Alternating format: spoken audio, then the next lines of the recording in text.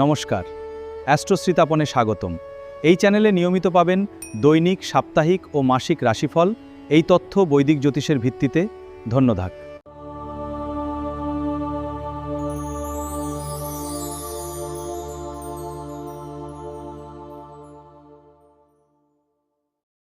নমস্কার। একটি বিষয় আপনাদের সামনে আমি উপস্থাপন করতে চলেছি। নক্ষত্র অনুযায়ী জাতক জাতিকারা কেমন হন। আজকের যে নক্ষত্রের সম্পর্কে আমি আলোচনা করব, শ্রবণা নক্ষত্র। কেমন হয় শ্রবণা নক্ষত্রের জাতক কিংবা জাতিকারা। শ্রবণা কথাটির অর্থই হলো শ্রবণ করা। পৌরাণিক ঋষিরা শ্রুতির মাধ্যমে জ্ঞান অর্জন করতেন।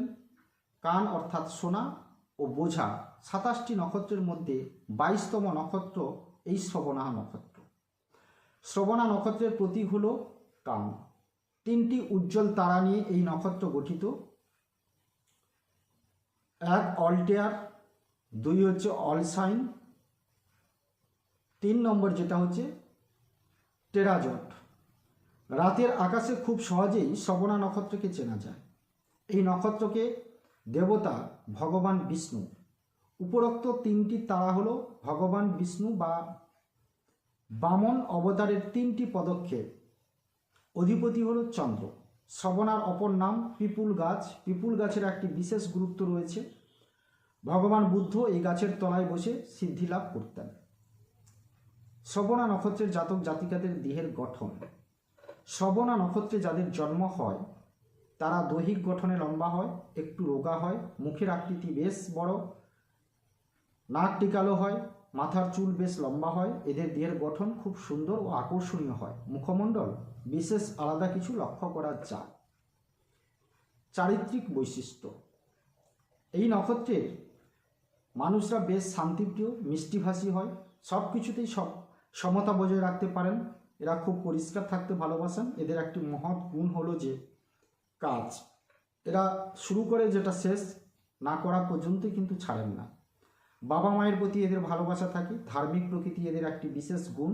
এরা খুব প্রতিভাসম্পন্ন হয়ে থাকেন। অতিথি সেবায় পটু হয় এবং মানুষের বিপদে পাশে দাঁড়াতে চেষ্টা করেন। কোনো ত্রুটি বিচ্যুতি পছন্দ করেন না। এরা কখনোই অসৎ হন না।